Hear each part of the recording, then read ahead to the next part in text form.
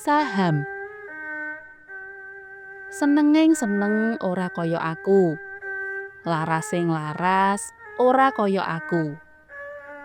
Angklering angkler ora kaya aku. Cekake nyawang dina-dina sing bakal teka ki jan padang drandang, pading drinding. Wis ora bakal kekurangan sandang pangan, papan, kendaraan. Tenan kuwi. Iku tak rasakake sakwise aku dadi panyekel saham PT Wutuh Imbuh. Coba do diitung. Saham 100 yuta saben sesasi nampa bagian bebaten 10 yuta. Apa rak yai coba. Jan ora nyono tenan yen bakal entuk dalaning rejeki sing seger angkler kaya ngono. Sakawit aku ya maido kepara sumelang yen mung apus-apus. Lah wong ngendi-endi wis sumebar kabar anane wong apus-apus nganggo cara saham-sahaman ngono kuwi. Aku ora njur percaya ngono wae. Nanging bareng dijelasake dikanteni bukti-bukti katulis lan bukti ing lapangan, aku terus percaya lan kebukten tenan. Wis telung sasi iki ora towong saben sasi aku nampa bebaten 10 yuta sesasi. Ngene lho critane. Pirang sasi kepungkur, aku ditekani wong aran Bakir. Dijak melu saham perusahaan gede. Jare perusahaan multinasional ngono. Tegese apa aku ora mudeng. Dheweke njelasake yen sing duwe saham ing kono bakal nampa bebaten saben sasi bisa 5 nganti 10% saka saham sing dilebokake mrono. Sekawit aku ora ngandel, sebab wis akeh kedadean apus-apus nganggo cara ngono kuwi. Nanging aku njur diajak menyang salah sijine pabrik duweke perusahaan iku, sing mligi gawe kaos lan kathok njero. Bakir nerangake, "Mas, pabrik iki arep digedhekake produksine. Cita-citane direktur pokoke setahun maneh wong sak Indonesia iki sebagian gede nganggo kaos lan kathok njero gawean pabrik iki. Gandeng modale ora nyandak, mula njur adol saham. Sapa sing kepengin melu nandur modale ing kene bisa tuku saham. Saben siji rega 10 yuta. Ora perlu kesusu, Mas. Pikir dhisik karo takon-takon wong liya sing wis duwe saham ing kene. Yen wis yakin tenan, lagi tuku surat saham. Yen ora yakin, prayogane ya aja tuku wae. Bisnis iku dasar utamane kapercayan, Mas." Pancen banjur tak pikir tenan, lan uga takon-takon marang wong sing jare wis duwe saham ing kono. Nganti 3 sasi aku lagi wani mutusake tuku saham 10 iji dadi 100 yuta. Jebul nyoto. Lagi sesasi wis entuk pembagian bathi 10 yuta. 2 sasi entuk maneh 10 yuta. Wah, lah nek ngene iki 10 sasi modalku wis mulih. Sateruse kari leha-leha ana ngomah pendak sasi tampa 10 yuta. Batinku. Larasing laras ora kaya aku. Kaya sing tak alami ping 3 iki. Apa-apa ki nek wis ping 3 rak wis yakin to. Bareng ngerti yen aku duwe saham ing perusahaan PT Wutuh Imbuh, kanca-kancaku padha kepengin melu-melu. Awit padha weruh geleh-geleh pendak sasi aku nampa bebaten 10 yuta. Akeh lho 10 yuta ki. Nek wong papat itung-itung wiwit 1, 2, 3 papat, saktaruse nganti 10 yuta. Lambene langsung dadi ndomble lho. Tenan, ra ngandel, cobanen. Sedane ana wong 7 padha melu-melu aku tuku saham PT Wutuh Imbuh. Warna-warna gedene.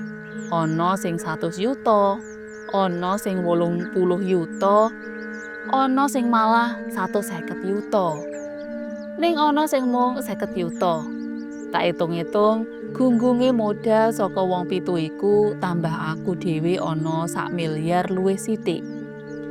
Tak itung-itung maneh, rejeki sing bakal sumebar ing daerahku kono, wujud bebadan usaha saben sasine ana 100 yuta luwih. Wis genah, aku sak kanca bakal makmur subur uripe, tanpa rekoso-rekoso nyambut gawe. Sing tak gumuni ki malah sedulurku dhewe, Kang Sodron.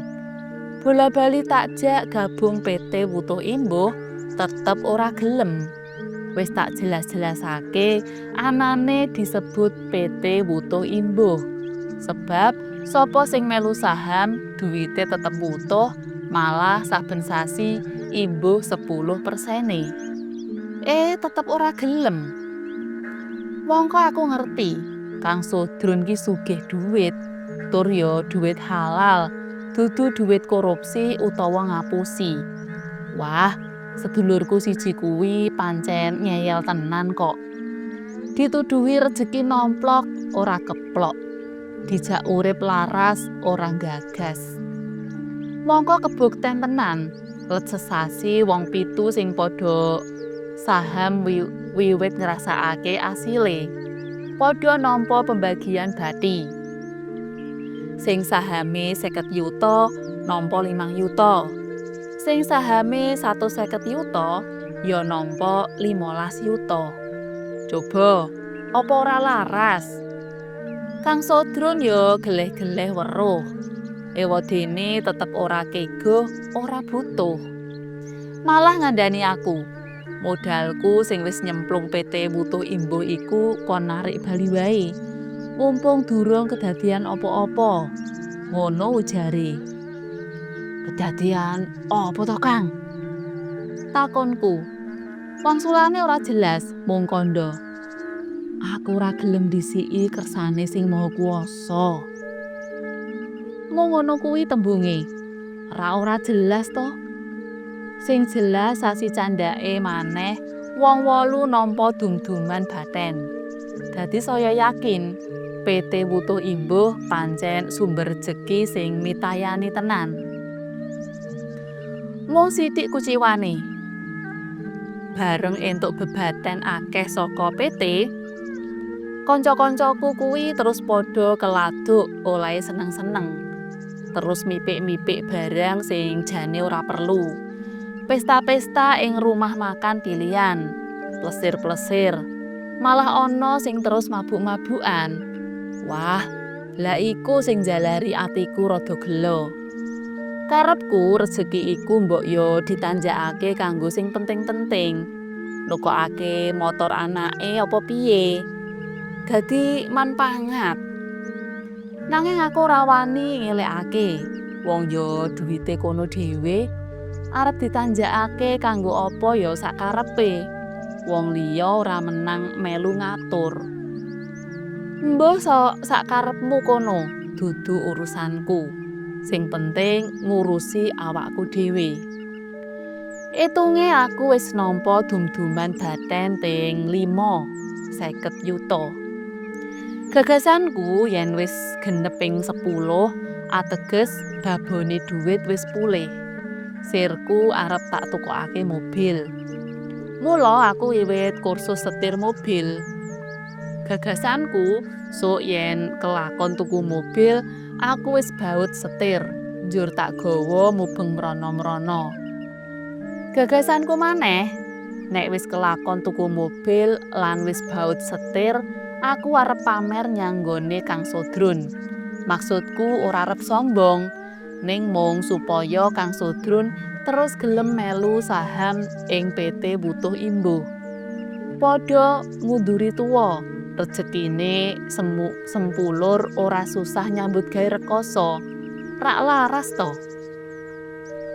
Muga-muga kanthi cara ngono Kang Sodrun ketarik njur melu tuku saham. Ewadene tetep ngeyel, ya wis mangsa borong. Ngancik sasi sing kaping 6. Wis tanggal 20 kok dum-duman Baten durung mudhun. Mongko sing uwis-uwis tanggal 10 wis mudhun. Ana apa ya? Takonku ing batin. Mas Bakir dek emben tau meling yen kliwat tanggal 10 durung mudhun supaya nggenahake menyang manajer finansial PT Butuh Imbuh. Mengko mesti bakal entuk penjelasan sing cetha. Ngono welinge. Lah manajer finansial ki apa? Lan wonge sing endi? Aku ya ora ngerti. Sing genah wonge ana jero pabrik kaos lan kathok jero kono. Mula aku mara mrono. Ana ngarep pabrik kepethuk wong 7 sing padha dene duwe saham. Kabeh ngomong yen sasi iki durung nampa pembagian bebaten. Ateges wong-wong iku lagi nampa ping 2, arep ping 3 iki. Kabeh padha diweling Bakir persis kaya aku. Mula njur padha mrono. Kebeneran bareng-bareng ngadep manajer finansial iku.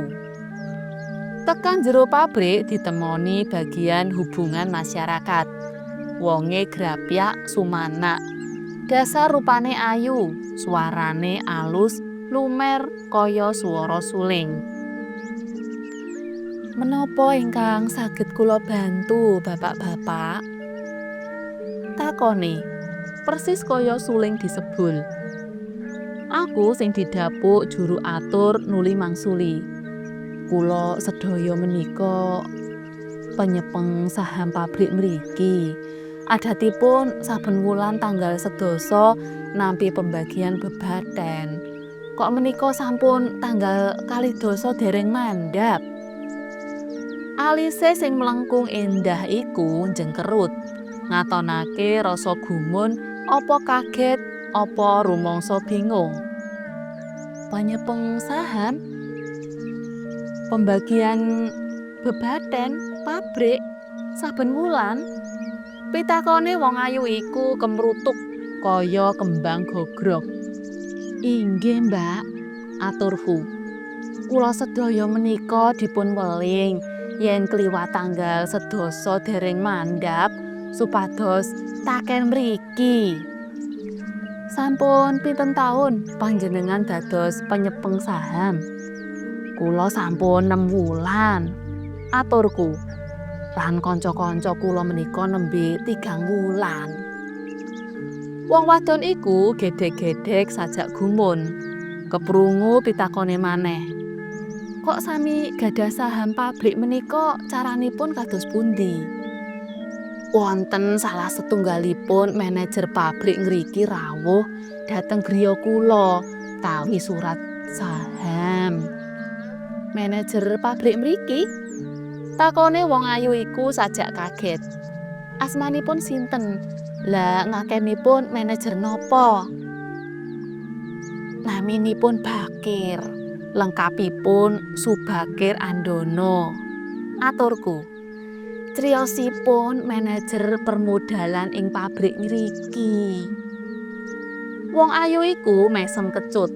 Nyawang aku kabeh sajak melas. Kawetu pitakone. Bapak-bapak nampi pembagian arta saben wulan menika wonten pundi? Lan pinten kathahipun? Dipun teraken dhateng griya. Saurku jujur. Kathahipun 10% saking modal kula piyambak-piyambak. Bapak tentu saged nggambaraken tiyangipun kados menapa maksud kula dedeg piadegipun, rikmanipun, pakulitan lan sanes-sanesipun. Pakulitan kuning, brengos jlirit, dedeg inggil langsing, Rekmo ngombak. Wong ayu iku mantuk-mantuk. Takon maneh. Jenengan yakin piyambakipun manajer ing pabrik ngriki? Yakin, Mbak. Sebab piyambakipun nedahaken surat tugas resmi mawi cap pabrik ngriki. Malah kula dipun jak ningali mriki lan katingalipun piyambakipun paham sanget kawontenanipun lan bagian-bagian pabrik menika. Dheweke unjal ambegan landung. Sepisan maneh nyawang aku kabeh kanthi panyawang sajak melas. Banjur keprungu guneme. Bapak-bapak sedaya ingkang panjenengan ngendikaaken wau babar pisan boten pinanggih ing pabrik mriki. Maksudipun menapa, Mbak? Takonku. Ing ngriki boten wonten jabatan manajer permodalan. Boten nate wonten pembagian bebaten saben wulan. Ugi boten wonten karyawan nama Subakir Andono. Namung nitik ciri-ciri ingkang panjenengan sebataken wau, mbok menawi tiyang menika nami Subagrian, wakil kepala bagian keuangan ingkang dipun copot jalaran korupsi taun kepengker. Panjenengan sedaya kenging apus. Kula nderek prihatos, bapak-bapak. Wong 8 padha lemes. Enggal-enggal pamitan kuwatir yen semaput ing kono. Aku dhewe kelingan Kang Sodrun. Sajake ya iki sing dimaksud kersane Sing Maha Kuwasa. Cutha.